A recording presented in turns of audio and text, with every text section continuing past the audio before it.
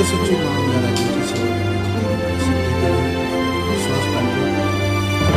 निश्चित त्यांनी विश्वास माझ्यावर टाकला. मला मी साथ ठरवणार.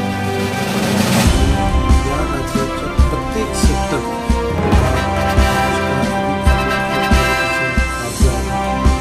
अन्य राज्यांना बरेचसे सेक्टर